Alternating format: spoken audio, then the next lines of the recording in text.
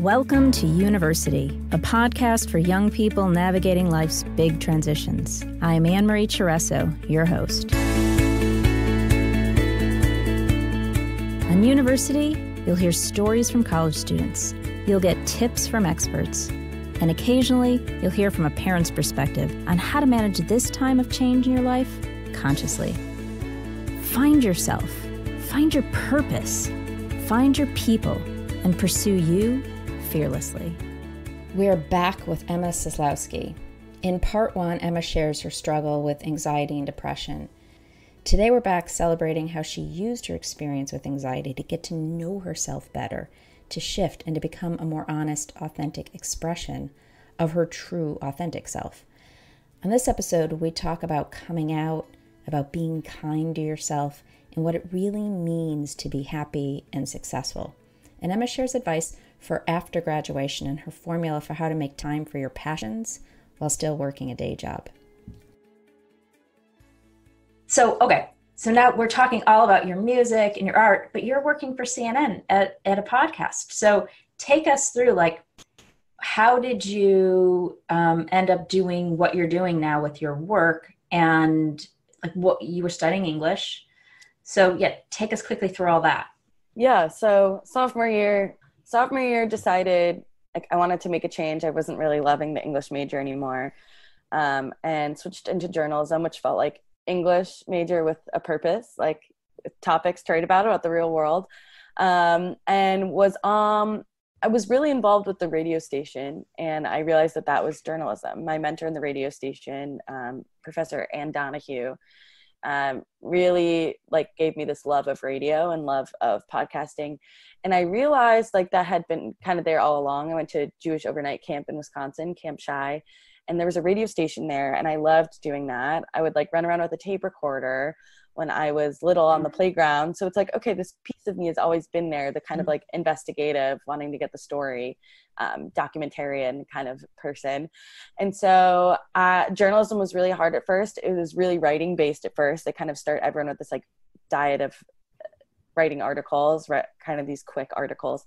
And then I found radio and started taking radio classes, and I was okay, this is it. I had my first radio internship at a CBS affiliate station in Boston, working with Lori Kirby, who's an amazing journalist, and she kind of took me under her wing, and we produced audio stories together, and that was so rewarding. And I never thought I would enjoy being in a newsroom, but producing local news stories for Boston was so fun, such a great community in that newsroom.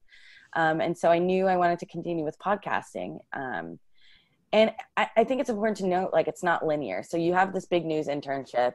The goal isn't get an even better one next time. It's just keep gathering these experiences. So I ended up working at a folk venue next. And while I was there, I was okay, how do I make the most of this? So I produced a podcast for them, interviewing artists that would come into the venue, kind of before the show, and saying what's your process? How do you how long have you been making music? What do you love about music? So I was integrating podcasting into the worlds I love, which is music. Then the next internship was interning at CNN. The day after the internship ended, I was brought on as a freelance PA, and I've been in that role since. And you're loving it.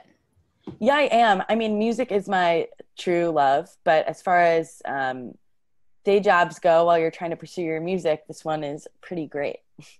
Yeah, it sounds to me there's a lot of students I know who've graduated, and they're sort of fumbling around what do I want to do? I really want to find that thing I love to do, that I'm passionate about, but doesn't necessarily pay my bills, or whatever's occurring around all that. And so they have to take another job to make it occur for them. But it sounds like you kind of are loving everything of what you're doing right now. Yeah, I think I always say it's really nice that I have podcasting and journalism in that world, because when music gets overwhelming or I'm a little sick of it, I'm okay, I have this other passion of mine. And then when that gets overwhelming and annoying and we get sick of it, I always have music to come back to. I always feel very lucky to have music. Yeah, it's a really great situation. And I appreciate the way you merged music into the podcasting to the best of your ability, or use the podcasting to develop your interests in a more personal way. Totally. That's awesome. Yeah. So tell us, if you were to talk to a student now who's just starting freshman year, what's the biggest piece of advice you'd have for them? Oh my God, be kind to yourself is always my advice. I feel like I was really hard on myself freshman year, especially with social media. I know we're always like, especially with social media, but you're looking at your friends at other schools, perhaps different schools than yours, posting their best moments or what appears to be their best moments. And you're constantly comparing. You're like, am I having as fun as them? Am I on the right path? Yeah. Are these friends I'm making freshman year like gonna last? And it's like, all we can do is be kind to ourselves, check in with ourselves. You're gonna have fun moments freshman year, not fun moments. Like, it's just the reality of it. And you're making a jump from probably living at home, going to high school from like 7:45 to 3:45. This is a big change. You have a lot of spare time you don't know what to do with when you first get to college. You have a roommate you may or may not like. You have these like kind of convenience freshman year friends that start to go away as you meet your new friends, and that's hard to navigate. Because in high school, like, I feel like the friend group's kind of just like everyone's in this like one big building together. So it's like you can't really escape people the way you can in college. So just being kind to yourself through that whole process, I feel like, is my biggest piece of advice. I think that's such a beautiful and simple piece of advice. It is true. Be kind to yourself. I mean, it's what my therapist says at the end of every session. She's like, all right, Emma, see you next week. And remember, be kind to yourself this week. And I was like mind blown. Like, mind blown the minute I realized like I deserved kindness for myself. Like, when you're in a really bad headspace, you're like, well, why should I be kind to myself? I'm the worst, But then once you're like, oh, actually, I'm pretty cool. Yeah, I will be kind to myself.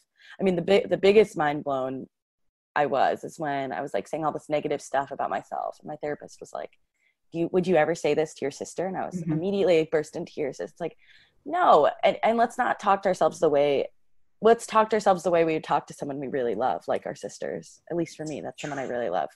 It's true. I sometimes have students I work with create Bitmojis of their mean self, of that like, that's awesome, nasty voice. And so you have it, and sometimes I have them like keep it on their screensaver on their phone. I'm like, okay, create a Bitmoji of that one, put it on a screensaver, and remind yourself of like how mean that one is. And like create a Bitmoji of your little small self, like your best friend or your sister. And how would you, I say the same thing. How would you talk to that one? What would you say if that mean one was coming in? And we all have it. It's just, but it's hard to separate ourselves in the moment when that mean one's coming. So really like building that muscle of kindness is so important. And by the way, when we learn to be kind to ourselves, I don't know if you found this, don't you find it's easier to be kind to others?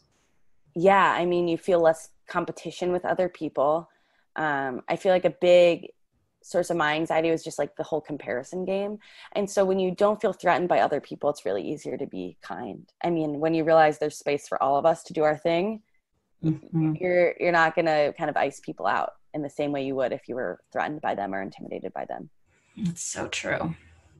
Okay, so another big thing that happened in your college career is that you recently came out as gay. Congratulations. Awesome. Thank you. When did that happen? How did it occur? Why then? Can you take us through that a little bit? So this this happened after college, actually. Oh, it did? Okay. Yeah. So kind of went through college. How long did you know? That's the magic question, isn't it? I don't really know. I feel like it was like always kind of like an under the surface thing. I always joke like it's hard to tell if you're gay when you're in like the arts, because like everyone is just pretty gay. Like, like things are said, like everyone is hot. Like you'd see like a performer on stage and regardless of gender would be like, oh, they're hot. They're killing it. Like they're so hot. And you're like, oh, very straight to call a girl hot, I guess. Everyone's doing it. And so was kind of like end of college, like questioning, but not really doing anything about it. I had a lot of queer friends. Moved back home after college and like was with a girl for the first time, like seriously. It was like my own choice. It wasn't like a joke. It wasn't a dare. It wasn't like, and I was like, okay, like I freaked the fuck out. I really didn't know what to do. And this seed was planted, I think, when a close friend of mine called me on coming out day and was like, hey, like I'm gay. And she was like, remember all those talks we had in high school about how we like really had a hard time with boys and didn't know why? This is why for me. And I was like, oh shit, probably why for me too. So it never occurred to you before that? No, like little thoughts. It's like weird. Like every gay person I know like has dealt with this. It's like compulsive heteronormativity when you just like are straight because that's what you do. Like Yeah, I had gay family members. I had tons of gay friends. It was like, even if it's like a safe environment for you to come out, like it still doesn't like, it doesn't really occur to you to explore that because like you're sort of conditioned. You're conditioned, totally conditioned. Yeah. So a year after that seed was planted ish, give or take, I kind of like realized this was a part of me. Then kind of went the other way and was like seeing exclusively boys for a while. And the last boy I was kind of with also was queer, and we talked a lot about it. And I was like, okay, this is like part of my identity I'm accepting. And then when I moved to New York, I like always say like I gave myself permission to be gay. I was like, okay, we're not in a place you went to college or a place you grew up and had a bunch of embarrassing moments. We're in this like third kind of magical place, New York. And it's not even about it being New York. I feel like the third magical place could literally be like Canada, but it's a place that's untouched by the past. So I was like, okay, here we go. Like, and since moving to New York, I like first came out as like bi or queer. And I do think sexuality is like so on a spectrum. I think there's a lot of gatekeeping within the queer community too. Like people want answers. People like, so what are you? What are you? And like for me too. And when I first started dating here and I would tell people that I was like new, I remember this one girl was like, it worries me how new you are. And it's like, okay, well, if this community that I'm trying to get to know and date is not even going to let me in, then how am I expected to ever like not be the baby of Yes. the, you know? So it just like took meeting the right people. And it's been like about a year, or it hasn't even been a year. Yeah, it's been over a year now. I like officially came out, but like kind of came out to myself January 2018. And so, you know, that whole process, like I feel a lot more comfortable in my skin. And so that's where I'm at now. Like, I feel like gay is like the easiest kind of catch-all term to describe what I am.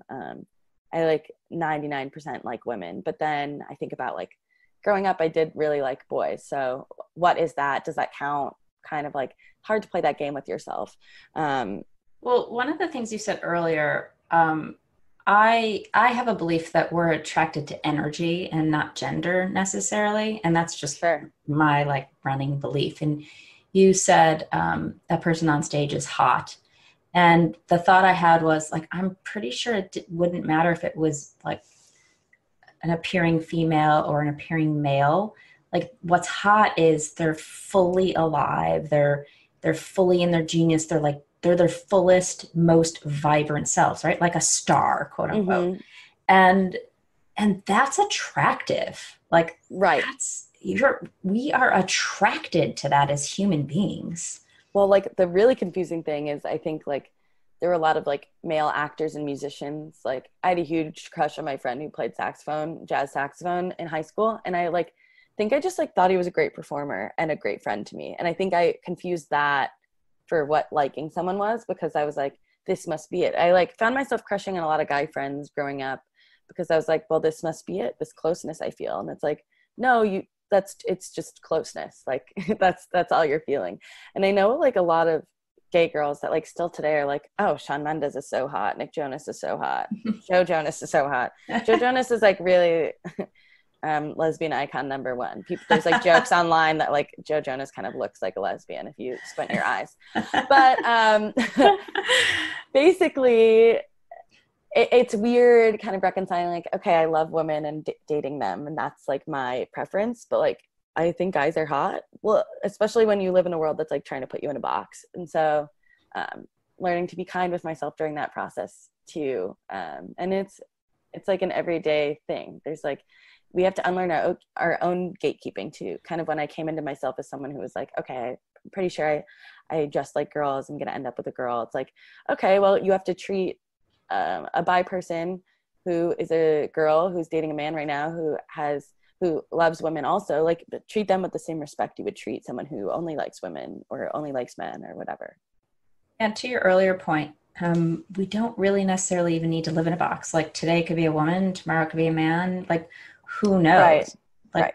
whatever it is in the moment. But I do think it's true that we like to be in boxes. We like to know, like, okay, who are you? So I know who I am in relationship to you. Sure, totally. Yeah, that is the most true thing I've ever heard. Like, I remember when I was anxious and depressed, I kept asking, like, what do I have? What is it? What's my diagnosis? Like, I need to know. And it's like, well, you like are anxious, you have anxious thoughts and depressive thoughts. And I was like, okay, so let's open up the DSM-5 or whatever. Like, what do I got? What's my diagnosis? And it's like, we hate being in the gray area, right? Like we hate it so much. I hate it so much. Something I'm learning to be okay with. And like sexuality is the epitome of the gray area for a lot of people. We're such control freaks. Like, we want to control everything. And we think if we know and have all these answers and create these boxes, that it creates some sort of security and knowledge and control over our lives. And it's totally not true. Mm-hmm, mm-hmm. We're all living in the unknown all the time, every minute. Mm-hmm, like you and I don't know what's going to happen in the next 30 seconds in this conversation. I didn't know. Don't. Yeah. Totally. So it's this idea of really getting comfortable with not knowing and in our addiction to trying to control our lives. If we can just free ourselves.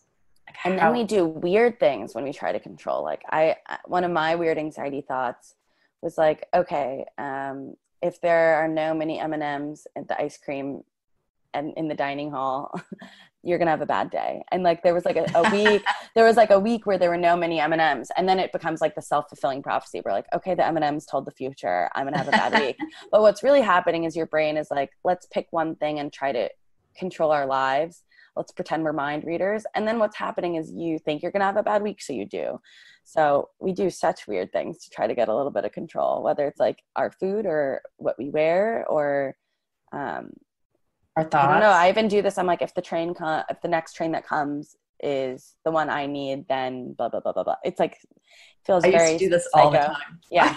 I would do it all the time. I'd be looking for a sign out there. Like, okay, if this happens, then I should do this. Totally. Yeah. But like universe is not sending you 3 trains uptown to tell you anything. No. The takeaways: do not rely on the New York public transit system for anything, let alone psychic messages, for sure. But what's true is you can't control the messages the universe sends you, but you can pay attention. Like earlier when I said, so what if no one shows up and it gets canceled? Like that's the universe sending you a message, go move here, try this. Sure. Versus like looking for the universe to send us a message. But I'm a true believer in everything happens for a reason. And we are all divinely appointed to each one of our circumstances to gently nudge us along our path in the most friendly way possible.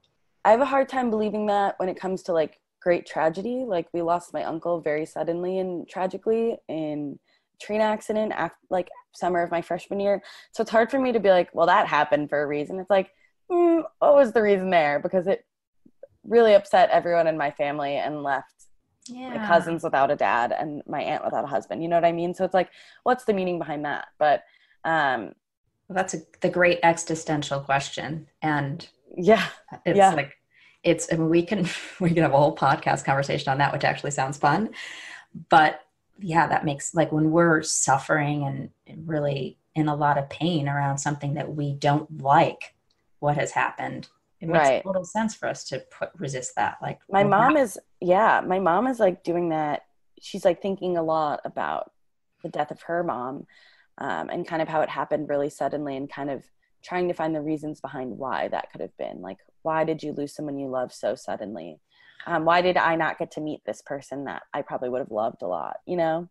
Yeah, it's so heartbreaking. And one of the things I know about us as humans and as me as a person is I don't like heartbreak.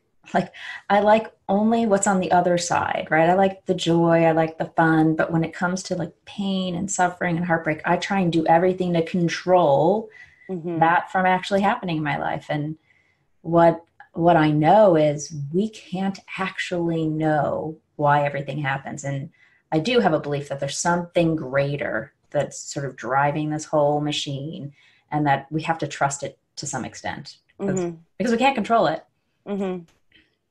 But yeah, those kinds of situations are just not fun to be with.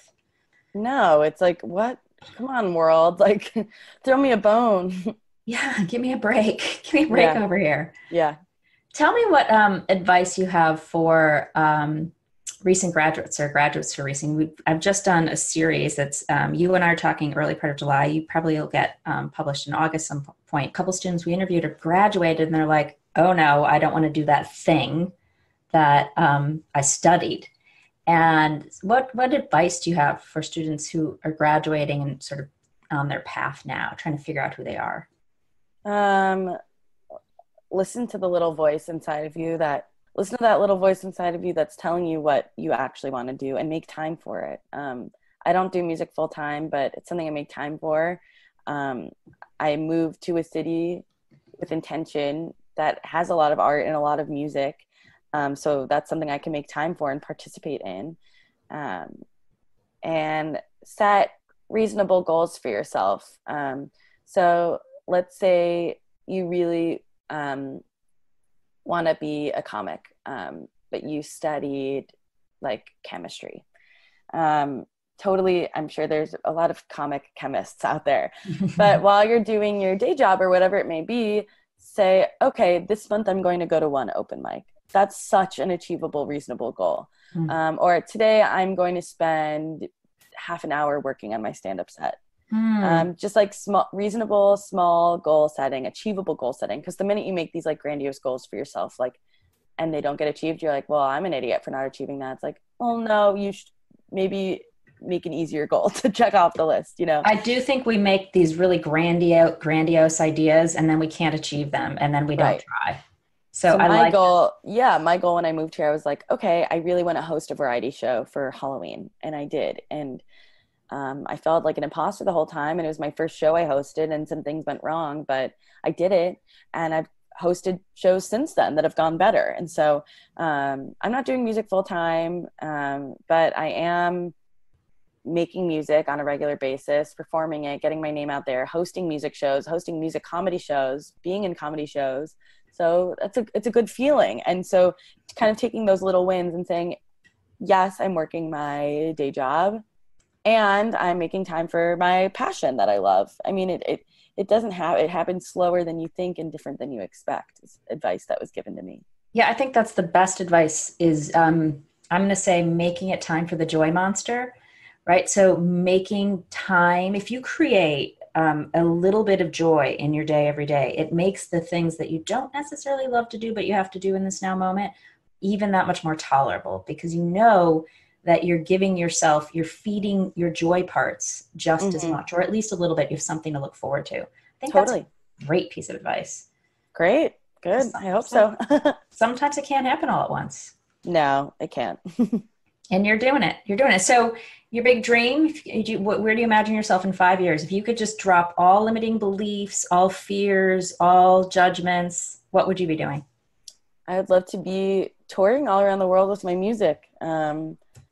I perform under the name Emma Jane, and I'd love to have a great band, a big brass section, all people I really love, and I'd love to go around the world and share my music with people. I've done a little bit of that at a very small scale.